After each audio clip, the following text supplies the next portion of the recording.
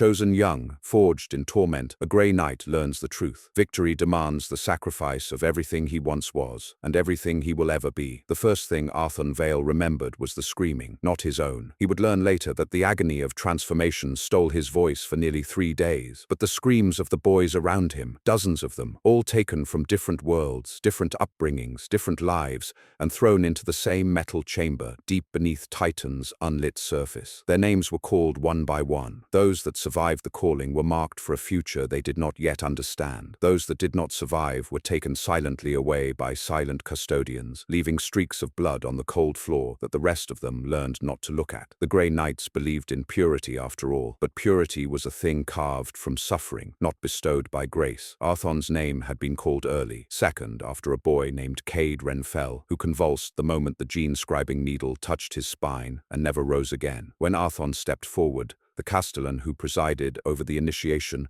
looked at him with eyes like void black mirrors. "Remember your name," he had said. "You will forget it soon enough." Arthon remembered those words more clearly than the moment the needle pierced his flesh. The pain that followed was formless, overwhelming, a tide that devoured thought and memory alike. But the voice, steady, solemn, merciless, was burned into him. He carried it even now, decades later, as clearly as he carried the psychic brand that marked him as one of Titan's sons. Yet despite all of that, despite the horrors of the early days, it was none of those memories that returned to him now. Instead, his mind's eye replayed a different moment entirely, one that had come long after the torturous trials of transformation were complete, a moment not of pain, but of clarity and dread. He had been standing in a reclusium chamber, fresh from meditation, when Grandmaster Vardan himself entered. The chamber had darkened. Even the runic wards on the walls dimmed slightly, as if bowing to something greater. Arthon remembered turning, feeling his heartbeat stutter from awe and fear intertwined. There was no man in the galaxy alive who did not know the legends of the Grey Knights, but to stand before one of their Grand Masters was to feel the weight of 10,000 years of silent war crushing down upon your chest. "Arthon Vale," Vardan said, speaking his name as if confirming it should exist. "You have been chosen." At those words,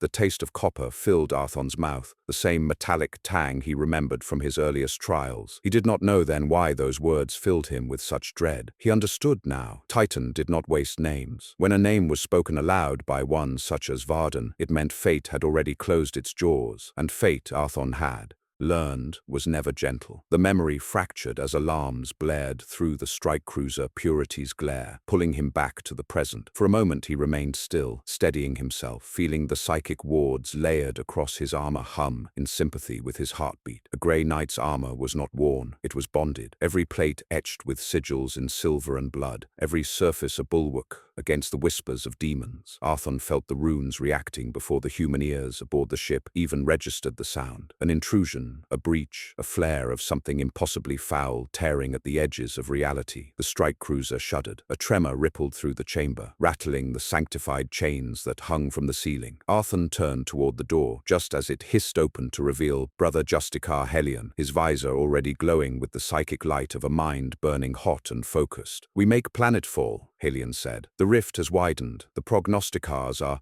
uneasy." Those words alone would have been enough to chill the blood of any other warrior in the Imperium. Prognosticars did not become uneasy. They lived in a state of perpetual communion with the tides of the warp, reading futures that shifted like storms, guiding the Grey Knights along paths mortal minds were not meant to comprehend. For them to express uncertainty meant something had moved beyond calculation, something vast enough to disturb even the fates. Arthon felt a flicker in his chest, not fear, not yet, but something like it, a pressure under the ribs. A reminder that being chosen was not a blessing, but a sentence. He followed Helion down the sanctum corridor, their boots ringing on the silvered floor. The air rippled faintly with power, and Arthon caught fleeting glimpses of scripture glowing across the walls, wards flaring in response to the warp's touch. As they neared the drop hangar, the ship lurched again, harder this time, and Arthon felt something else in the tremor, a pulse of psychic force, thin and sharp, like a whispered scream, not from the demons, from something human. a child. The sensation struck him hard enough to make him pause mid-step. The echo was faint, nearly lost in the storm of warp interference washing over the ship, but unmistakable. A child's terror, fragile as spun glass. Helion glanced back. "You felt it?" Arthon didn't answer. He couldn't, not without remembering another child's cry, years ago. In a memory he tried desperately not to revisit, but it rose anyway, unbidden. A battlefield choked with ash, a cultist stronghold half collapsed beneath bombardment, and buried beneath a slab of broken masonry, a tiny sound. When Arthon had lifted the stone, he found a baby, no more than 2 months old, her face smeared with soot, her breaths thin and trembling. She had stared at him with eyes impossibly blue and impossibly terrified. He remembered lifting her gently, remembered how she coughed weakly against his armored chest, and he remembered the cult sigils carved into the flesh of her tiny abdomen, corruption so deep no purification could cleanse it. He remembered Helion's voice, quiet and heavy. "End it, brother." He remembered refusing. He remembered the consequences. And most of all, he remembered the sound the child made when she died, not because he failed to save her, but because he tried. The strike cruiser bucked again, dragging him back to the now. Arthon swallowed hard, the weight of that old failure settling like chainmail around his heart. "Brother Vale," Helion said firmly, "your mind is drifting." "I am focused," Arthon lied. Helion studied him for a long moment. "If you are not, you will do more than yourself." His tone softened by only the smallest fraction. "We cannot afford ghosts today." "Ghosts," Arthon almost laughed. Every grey night carried ghosts. They were the mortar that held their souls together. As they entered the hangar, the full force of the warp's assault pressed against Arthon's senses. Psychic lightning crawled along the walls, runes flickered, the air trembled, and at the edge of perception, a scream, too delicate, too human, echoed again. A child. There was a child in the pull of the rift. Impossible, illogical, but clear. Emotions swelled up, sharp as a blade. Compassion, guilt, fury, terror, all the things grey knights were not supposed to feel, but always did, quietly, secretly, beneath the armor and the wards and the centuries of duty. "Helion," Arthon said slowly, "I think—" But before he could finish, the hangar doors blew inward with a deafening shriek of metal. Psychic fire ripped through the chamber, and something stepped through the rift that should not have existed in the same reality as mortal men. Arthon didn't see its face. He only saw the small human shape it held in its claws. The child was still screaming. The world went white. The blast that tore the hangar open did not feel like an explosion so much as the instant shattering of a prayer. One moment the sanctified chamber thrummed with the usual disciplined tension of deployment. Every grey knight a pillar of silent focus beneath the glow of warding runes. The next, the psychic wards ruptured in a spray of silver fire, sigils screeching as they were peeled apart by invisible talons. Arthon hit the floor hard, shoulder first, his armor grinding sparks across the deck as the psychic backlash rolled over him like a tidal wave. His vision detonated into white, his thoughts scattered like broken glass. For a heartbeat or a lifetime, he felt suspended in a storm of fractured echoes. Children laughing, children crying, children screaming, all of them wrong, all of them tainted with a sickening undercurrent that felt like warm breath at the back of his mind. He forced himself upright, his gauntlets slipping slightly on the scorched metal. All around him, the hangar was a ruin of flickering lumens and shattered warding pylons. Helion was already on his feet, blade ignited, its runic edge shimmering with psychic fire as he stepped between Arthon and the thing emerging from the rift. And it was a rift, no tear caused by explosives or machinery, no breach in the ship's hull. It was a wound in space itself, a vertical gash of churning violet-black warp matter that bled tendrils of light and shadow with every pulse. The air around it bent and screamed. Metal groaned as if in agony. The deck plating warped beneath the pressure of something pushing its way into reality. That something arrived in a slow, deliberate step. Arthon felt his lungs clamp shut. The creature was tall, too tall, even hunched as it was, its silhouette shifting with every breath like flesh trying to decide what shape it wanted to be. Its skin was a stretched canvas of bruised purple and raw bone white, patterns writhing across it in spirals that hurt to look at. It held no weapon,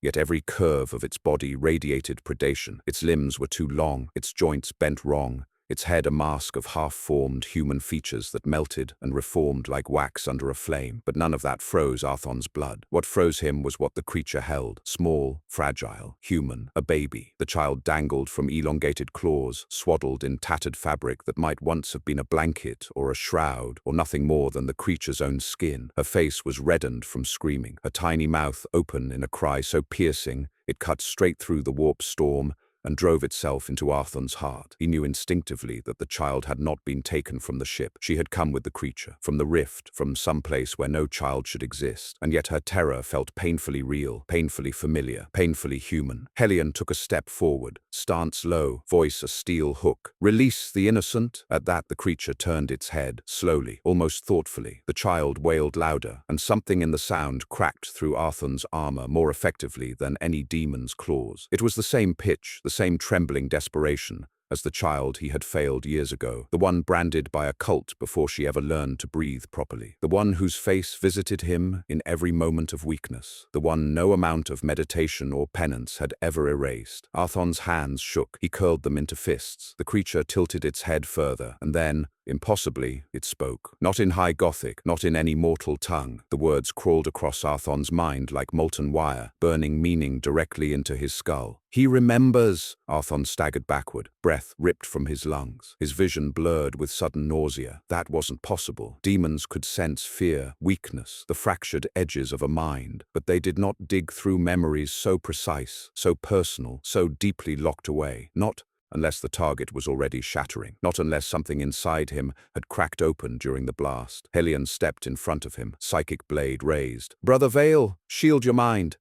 Arthur tried, choking on the word. He steadied himself, grounding thought to the anchor points he had been taught over decades of training. Breath, focus, memory, discipline. "I am centered." Before Helion could reply, the creature moved. It did not lunge. It did not sprint. It simply shifted from one place to another in a blur of bent angles and overlapping limbs, moving with such fluid disregard for physics that Arthur's stomach lurched. Helion swung instantly, his blade carving a crescent of searing blue through the air. The strike landed, a direct hit across the creature's torso, splitting it open in a spray of shimmering violet ichor. But the wound did not bleed. It stretched, like a mouth. A psychic shriek detonated outward. Arthur threw up a ward just in time, his mind slamming against the assault. The blast sent several grey knights flying, armor scraping across the ground as if pulled by a hurricane. The child screamed too, high, thin, cracking. Arthur felt something inside him snap. He moved without thinking, sprinting toward the abomination, his warding sigils igniting across his armor with violent brilliance. The creature reacted instantly, dropping to a crouch, hunching protectively around the child with claws curving inward like bars of a living cage. Arthur skidded to a halt, his blade materializing in psychic fire along his gauntlet. "Give me the child," he growled. The creature's mouth stretched wide. New teeth formed. New eyes blinked open along its jawline. Its voice pressed into Arthur's skull again. "You already killed her once." Arthur felt the world tilt, felt the hanger flicker, and suddenly he was somewhere else. Ash, smoke, the ruins of that cult stronghold, the child from years ago in his arms, coughing weakly as he whispered a prayer meant to steady himself. Not her, Helion's shadow behind him, the certainty that she could not be saved, the impossible weight of the decision he had made. "No," Arthur whispered into the vision, but the vision swallowed him. The scene twisted, replaying, distorting. The baby in his arms changed, her face shifting, melting, becoming the face of the child, now screaming in the daemon's claws. Arthur's arms tightened instinctively, trying to shield her, but his gauntlets passed through her like smoke. She dissolved into ashes, scattering on a wind that howled with his own failure. He felt himself falling, drowning, breaking. Then a hand slammed into his pauldron. "Brother!" The vision tore apart. Arthur gasped, collapsing to one knee as the present snapped back into place. Helion crouched beside him, helm pressed close, psychic wards blazing so brightly the air rippled around them. "The creature is inside your thoughts," Helion hissed. "You must reject it." Arthur swallowed, throat raw. "It knows too much." "So do you." Helion stood, hauling Arthur up with him. "And that is why you are still alive." Before Arthur could answer, the creature shrieked and flexed its claws around the child. The baby's cry rose in pitch, fragile, suffocating, terrifyingly faint. Something primal burned through Arthur's veins, something more instinctual than duty, deeper than discipline, a need to protect, a need to save, a need to not fail again. Helion sensed it instantly. "Arthur, do not let emotion rule you." "If I don't act," Arthur said, voice cracking, "she dies. If you act recklessly, we all die." But Arthur was already moving, not blindly, not impulsively, but with a clarity sharpened by agony. The creature reacted, lunging backward with the child clutched to its chest. Arthur chased it across the ruined hangar, blades drawn, every footfall shattering what remained of the deck. The creature twisted around a broken pylon, using its impossible limbs to cling to the walls like a spider. Arthon followed, propelling himself upward with a burst of psychic force that made the entire chamber shudder. The creature's head split open vertically, revealing rows of spiraling teeth, each one carved with symbols that pulsed with malignant hunger. "You cannot save her," Arthon struck anyway. The impact sheared a chunk of flesh from the creature's arm, sending it crashing to the deck. The child flew free, tumbling through the air, screaming. Arthon lunged to catch her, and the rift surged. A tendril of warp energy shot outward like a whip, snaring the child mid-fall and dragging her toward the churning vortex. Arthon roared, sprinting with everything he had, psychic wards flaring, armor plates cracking under the strain. He reached out, fingertips brushing the edge of the warp tendril, and something yanked him sideways. Helion, the Justicar's voice boomed through Arthon's skull. "You reach into that rift and we lose you too. She's an innocent," Arthon bellowed. "There are no innocents in the warp." The tendril tightened, dragging the child closer to the rift's heart. Arthon felt a sound leave his body, not quite a scream, not quite a prayer, something in between, something broken, something furious. The creature lunged again, half its torso missing, warped flesh bubbling as it regenerated. Its claws reached for Arthon's throat, and Helion intercepted it, driving his blade straight into its skull. The creature convulsed. The child shrieked again as the rift pulsed violently. Arthon tore himself from Helion's grip and sprinted toward the warp tear, and just as he reached the edge, the baby vanished into the light. Arthon skidded to a halt, breath ripped from his lungs, as the rift snapped shut with a thunderclap. Silence fell, a dead, smothering, unbearable silence. Helion approached slowly, blade dimming, armor cracked and smoking. "Arthon," he said quietly, "do not ask the question forming in your mind." But Arthon already had. "Grand Master Varden sent us here," he whispered. "He knew." Helion said nothing. Arthon stared at the place where the child had disappeared, his heartbeat echoing in the hollow ache of his chest. And then the ship's alarms began screaming again. The rift was reopening. Not one, several, all across the ship. The alarms wailed like the dying breath of a god, a hollow metallic shriek that vibrated through the bones of the ship and the bones of every soul aboard. Red lumen strips flickered violently overhead, casting the corridors into a staccato nightmare of light and shadow. The atmosphere changed, thickened, warped, until the very air in the strike cruiser tasted like ozone and cold iron, as if reality itself were bracing for impact. Arthon felt it before he saw it, the pressure, the tearing, the same stomach-twisting wrongness that had flooded the hangar moments before. Warp breaches. Not one, not a single focused incursion. Many. The ship trembled again, deck plates groaning with the stress of spatial distortion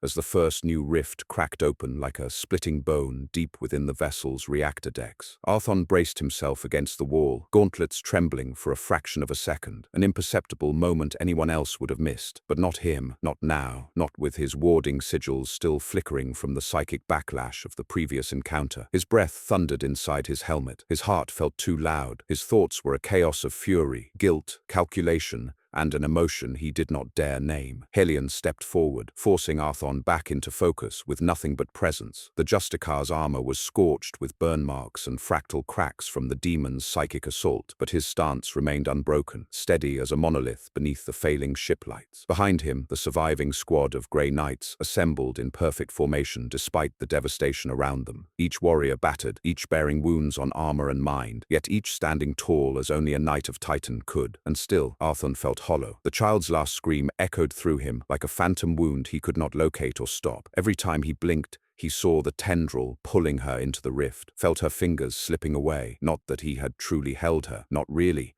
but the moment still clung to his muscles like ghost pain. He kept replaying the instant he could have leapt farther, reached faster, resisted Helion's grip, anything, and yet he knew that wasn't the truth. He knew he had been too slow, too human, too flawed. A failure repeated, a wound reopened. "Brother Vale," Helion said quietly, though his voice carried the steel of command. "Your mind is still vulnerable. Seal your thoughts. Close the fractures. The foe will exploit every shard of doubt you allow to remain." I am sealing them, Arthon whispered, though he knew the lie rang through the psychic shared space between them. He swallowed it anyway. There was no room for weakness, no room for hesitation, not when the ship was screaming, not when warp rifts were opening like fresh veins sliced in a dying body. Hellion did not press further. He simply nodded once and turned toward the corridor leading deeper into the ship. We regroup with Varden, he said. We must understand what the Grand Master intended when he gave this deployment order. Arthon's jaw tightened. He intended this. Hellion paused. We do not jump to conclusions. He sent me, Arthon said, voice low, burning. A mission into the heart of the warp's interference. A mission focused on corrupted children. Varden knew my history. He never deploys haphazardly. He sent us here because of the child I failed. Hellion cast him a look sharp enough to cut. The Grand Master sent you because you survived what few could. Because your experiences give insight others do not have. Not because he seeks to break you. Arthon wanted to believe it, desperately. But the image of the baby dissolving into warp light replayed again, and he felt that same crushing certainty. This was not coincidence. Not the rift. Not the creature. Not the child. And not Varden's timing. Before he could speak, the deck lurched violently beneath them, throwing several knights off balance. A thunderous roar bellowed through the ship, a sound nothing mechanical could produce, followed by a pulse of psychic static that made every lumen strip explode in a spray of sparks. Warp breach in the lower decks, one of the knights reported, voices clipped and precise through helm vox. Multiple signatures, pattern inconsistent with standard demon deployment. Arthon already felt it. Each breach tugged at him through the warp like invisible hooks, pulling at wounds in his mind. The pressure built and built, heavy as a mountain pressing on his sternum. The second breach came, then the third, then the fourth. Rifts blossomed like ruptured organs in the arteries of the ship. Smoke filled the corridors. Bulkhead seals hissed. Red warning sigils flickered across every surface. The ship wasn't under attack. It was infected. Hellion raised his blade. Squad, advance! They moved, fast, purposeful, a formation of silver giants rushing through a labyrinth of failing lights, collapsing ceilings, spraying hydro-coolant lines, and flickering purity seals that snapped in the turbulent psychic winds. Arthon moved with them, every footfall booming like a hammer strike, yet his mind was a storm barely contained. Each new breach resonated with a pitch identical to the child's final scream, high, piercing, fading. Not a coincidence, not noise, a call, a pattern, a message. The ship rocked again, pitching violently to one side. Hellion barked a stabilizing order, psychic anchors flaring. Around the squad as they braced themselves, Arthon snapped a hand to the wall, gripping a torn cable bundle to keep upright. The sensation hit him a moment later, sharp, electric, crawling across his spine. A presence, not the demon from the hangar, not a lesser creature, something bigger, higher, watching. He spun, searching the corridor behind them, but saw nothing except sparks drifting from a ruptured power conduit and the shadows of collapsed supports. Then something whispered across his thoughts. You follow where she leads. Arthon froze. Hellion felt it instantly. What did you hear? Not hear, Arthon breathed. Feel. Brother, a voice, Arthon said. Female, older, familiar. Hellion considered him for a tense heartbeat. Was it your memory or something external? I don't know. But he did. He knew the exact cadence. He knew the exact tone. It was the same voice he had heard on the day he found the cult's desecrated chamber, the day he lifted the dying infant from a mound of ritual ash, the day he whispered his first prayer to protect a soul he already knew he could not save, the voice of the cultist woman who had surrendered the child, the woman who had begged for mercy as Arthon held her daughter, the woman Arthon had sworn no demon would ever speak through again. Impossible. She was dead. He had seen her die, yet the warp cared nothing for death. They pressed deeper. The ship's machine spirit groaned. Vox lines crackled. The static was thick with distortion. Voices spilled through the interference. Some real, some echoes, some illusions projected by the warp to unravel sanity. Deck integrity failing. Bulkhead rupture. Emergency purge aborted. Screaming. Help us. Baby, baby, where is the baby? Arthon flinched at the last one. He felt it inside his skull like a spike. Arthon, Hellion said, not a question, a warning. I'm fine, he lied. They turned a corner and stopped. The corridor ahead had warped physically. Metal twisted in impossible shapes, curled into organic bends, plates stretched thin like skin pulled taut across bone. The lumen strips flickered in pulse with something beneath the floor, as though the ship itself was breathing. Purity seals hung shredded, their red wax melted into the deck plating. A low, wet sound echoed through the hall, like whispering, like weeping, like the beginning of a lullaby sung underwater. Then the walls rippled. Dozens of eyes blinked open across the metal. The knights formed a defensive wedge instantly. Hillion's voice was a blade's edge. Contact! The wall bulged outward and ruptured, not with claws, not with fangs, but with a hand, small, human, reaching, a baby's hand. Arthon's heart convulsed. His legs moved before he commanded them to, not running in but stepping forward, drawn by some force older than logic, deeper than discipline. Hillion grabbed his arm, pulling him back, but the wall mouth widened, teeth forming from twisted steel, and the tiny hand trembled as if reaching specifically for Arthon. Then a cry, thin, weak, familiar. Arthon's resolve shattered. He lunged. Hillion cursed and followed. The wall split entirely open, peeling itself like viscera, revealing a tunnel of twisted corridors and pulsing lights that descended into the bowels of the ship. And in its depths, Arthon saw her, the baby, swaddled in shifting warp light, suspended mid-air, drifting deeper into the ship, carried by invisible hands. She wasn't screaming anymore. She was silent, too silent. Arthon sprinted into the tunnel. Hillion roared after him. The corridor sealed behind them, like a mouth snapping shut. Darkness swallowed them whole. Arthon didn't stop. He couldn't. His armor scraped against warping metal as he chased the drifting infant through tunnels that seemed to breathe, pulse, twist. Every few seconds he reached out, fingertips brushing against her hair, her blanket, the edge of warp light, but always she drifted just an inch beyond reach. Then the whisper came again. "You failed her once. Will you fail her twice?" Arthon screamed, not with fear, but with a grief so sharp it tasted like blood. The tunnel opened into a chamber unlike anything aboard the ship, a wide spherical space, cables and conduits hanging like veins, lumens flickering like dying stars. In the center floated the child, and standing beneath her, a figure, armored, massive, silver, a grey knight, but wrong. His armor was cracked, runes inverted, helm split open to reveal a face half human, half demon, eyes burning with violet fire. Hillion skidded to a halt beside Arthon. "No," he whispered. "Impossible!" The corrupted knight stepped forward, the warp swirling around him like a cloak, and Arthon felt recognition twist in his gut. He knew that face. He had trained beside that face. He had mourned that face. "Brother." "Kaelin," Arthon breathed. "A knight lost years ago. A knight who vanished during a warp incursion. A knight declared dead. But here he stood, alive, warp forged, warp twisted." And as he smiled, the baby descended slowly into his waiting arms. Kaelin whispered, "Brother,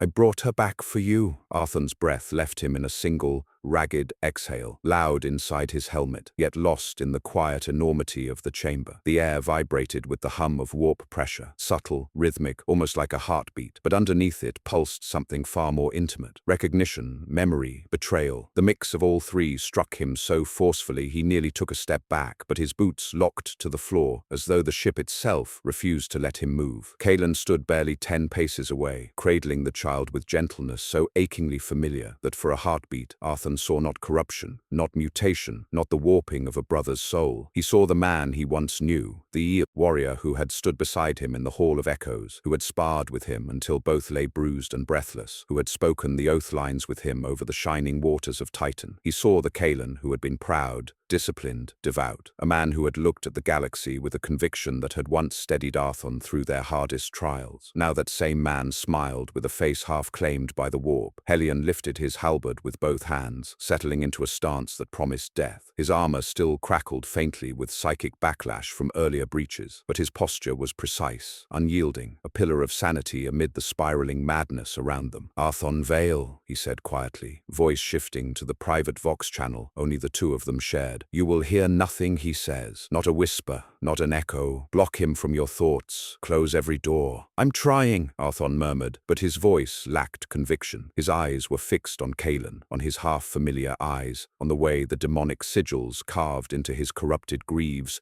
seemed to pulse in harmony with the infant's tiny breaths, on the way the child slowly opened her eyes to gaze up at him as though she recognized him, as though she trusted him. Kaelin stepped forward, gently bouncing the child as though soothing her, his voice a soft whisper that reverberated through the chamber like a tide. "She is calm with me. You see, she knows I would never harm her." Hillion's stance tightened. "Take one more step and I sever the link that binds your head to your spine." Kaelin ignored him completely. His gaze remained locked on Arthon, his demonic-scarred lips trembling as he spoke words that should never have been possible. "Brother, I waited for you." Arthon felt something crack inside him at the word. Brother, spoken with warmth, spoken with longing, spoken with sincerity that twisted like a knife. That one word threatened to unravel every ward he had ever carved into his own mind. "You died," Arthon whispered. "I saw the after-action report, the investigation, the psychic traces. They told us you were consumed." Kaelin laughed, a sound equal parts joy and grief, a sound that sent ripples through the warp light hanging in the air. "I was consumed, Arthon, but not destroyed. I learned, I transcended. They taught me that death is only a threshold, a door tightened, sealed too tightly." Helion took a step forward, blade humming. "Arthon, focus. He is attempting to lure your mind into resonance with his corruption." "I'm aware," Arthon said, though the words sounded thin to his own ears. But Kaelin heard them and smiled. "You feel it, don't you? The truth humming beneath their lies. You feel the wound, the child from years past, the one you could not save. She was not the last. She never will be. The Imperium will use your grief against you again and again, but He pressed a hand to his chest, and the demonic sigil carved there glowed with sickening violet radiance. "I can give meaning to your pain. I can give purpose to your failure." Arthon shook his head, but his hands trembled. Kaelin stepped closer, unchallenged, not because the knights allowed it, but because Arthon did not raise his weapon. He couldn't, not yet. The sight of Kaelin carrying the child echoed too vividly with the past. His muscles remembered that day, years ago, when he had held a dying infant in a broken chapel, her tiny body limp in his gauntleted arms. Her last breath had been warm against his palm, her last heartbeat faint, her last sound, a cry that sounded exactly like the one echoing in this chamber now. Arthon's vision blurred, the chamber wavered, reality felt unmoored. Helion sensed it instantly. "Vale, stay with me." But Kaelin pressed forward. "She is hers," he whispered. "The same lineage, the same curse, the same mark. You recognized her. You felt it." Arthon's jaw clenched. "No, don't lie to yourself. You felt it the moment she cried. You felt her resonance. You felt her loss." Arthon wanted to deny it, to shut it out, to close the gates of his mind. But the truth clawed up from the pit of his chest, raw and undeniable. He had felt it, not recognition of the child herself. He knew that was impossible, but recognition of the psychic wound, the echo of a soul tainted by warp touch, identical to the one he had held years ago, identical to the one he had failed. Kaelin stepped close enough that Arthon could see the veins pulsing beneath the half-demonic flesh stretched over his cheek. "Let me show you," he breathed. "Let me show you what you were never allowed to understand." The chamber convulsed, not physically, psychically. The warp rippled through the room like a shockwave, distorting light, sound, gravity. Helion staggered backward, boots screeching across the deck as he slammed a psychic ward into place. The other grey knights, trapped behind the sealed corridor, hammered at the barrier with weapons and psychic force, but they were light years away from breaking through. Kaelin's eyes ignited, twin violet suns boring into Arthon's mind. And Arthon fell, not physically, not entirely, but his mind slipped, dragged downward into a memory that was not his own, yet deeply connected to him. He saw flashes, the cult chamber, the dying mother, the infant gasping in his arms, but these were not simple recollections. They were warped, twisted, reframed. He saw himself standing too far from the child, saw himself turning away instead of cradling her, saw himself letting her fade without emotion. Lies, but lies woven with surgical precision, designed to cut, designed to erode the foundations he had built around his grief. He tried to push out, but the warp tugged harder. And then he saw something else. The dying mother, years ago, whispering a name Arthon had ignored, a name he had forgotten, a name he had buried. He heard it again now, echoing across time and warp and memory. "Kaelin!" The chamber snapped back into focus. Arthon's knees nearly buckled. His lungs fought for air. Helion shouted something, but the words were lost to the ringing in Arthon's skull. Kaelin stood before him, child in his arms, eyes burning. "She was mine," Kaelin whispered. "The infant you found, the one who died. She was my daughter." Arthon's world shattered. The child he had failed, the infant who had died in his arms. Kaelin's daughter, a brother's daughter, a Grey Knight's daughter. Impossible, impossible, impossible. Grey Knights were beyond such things. Ritualistically, genetically, psychically incapable of creation. Their seed was sterile to ensure purity. Their lives were engineered for solitude. The laws of their biology made fatherhood a fairy tale. And yet, the warp broke rules without effort. Kaelin stepped closer, and the infant in his arms cooed, the soft sound striking Arthon harder than any blow. "And this one," Kaelin whispered, brushing his corrupted gauntlet against the baby's cheek, "is her sister." Arthon stared at the child. Helion roared something, an oath, a warning, a psychic strike, but Kaelin raised a hand, and the warp pulsed outward, hurling Helion across the chamber. The Justicar hit the far wall with bone-cracking force, his armor denting inward. He slumped, trying to rise, blood spilling from a crack in his helm. Kaelin stepped even closer to Arthon, until only a breath separated them. "You understand now. You understand what the Imperium takes from us, what Titan steals from us, what they fear we might become if we were allowed to love, allowed to care, allowed to live." Arthon's blade trembled, his breath trembled, his resolve trembled. Kaelin extended the infant, not threatening, not coercing, offering. "Take her, Arthon. Take her, and choose your path." Arthon stared at the child. She blinked at him, slow, trusting, reaching with a tiny hand that brushed his gauntlet, fingers curling around the metal as though she knew him. And for the first time since the day the first child died, Arthon felt something crack open in his chest. Not pain, not grief, something dangerously close to hope. Kaelin saw it and smiled. "Say it," he whispered. "Say you will protect her." Arthon closed his eyes. He remembered Kaelin laughing beside him during their training days. He remembered his brother's courage, his discipline, his devotion. He remembered their last mission together, the one Kaelin never returned from. He remembered mourning him, remembered lighting a candle for him, remembered whispering a prayer for a soul he never knew had left something behind. And then, he remembered the child dying in his arms. And he remembered something else. Grey knights do not hesitate. Arthon opened his eyes and struck. His blade sliced upward in a perfect arc, not toward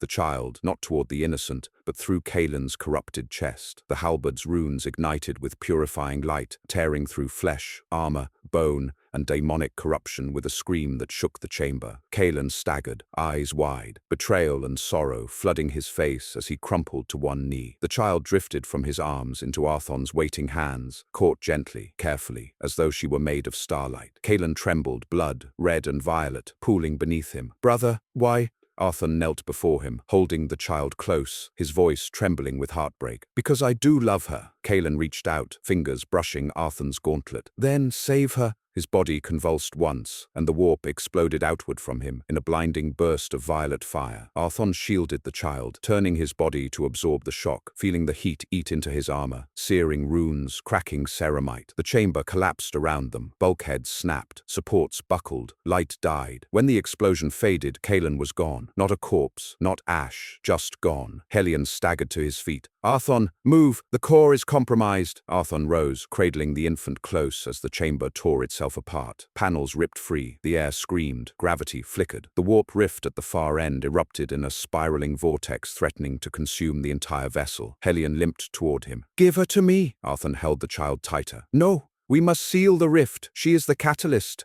They used her to anchor the breach." Arthon shook his head, stepping backward as the floor buckled. "She's innocent." "She is corrupted," Helion said, voice raw. "Not by choice, but by circumstance. The warp made her a beacon. If we keep her aboard, the ship dies. If we destroy her, we lose you." Arthon stared into the infant's eyes. They were not violet, not demonic, not unnatural. They were human. She cooed softly. The world fell apart around them, and Arthon made his choice. He whispered to Helion, "Find another way." Then he stepped backward and let the collapsing floor swallow him. He fell into the darkness, shielded the child with his body, felt the warp tear at his armor and mind, heard Helion screaming his name, saw the rift swallowing everything. And then there was only falling, falling, falling, until the ship vanished behind him. The warp roared below him, and the child's tiny hand curled around the edge of his broken gauntlet, holding on with impossible strength. Arthon Vale fell into the unknown, clutching the last fragment of his brother's legacy, the last hope of a doomed bloodline. And in that freefall he whispered the only vow he had left: "I will not fail you."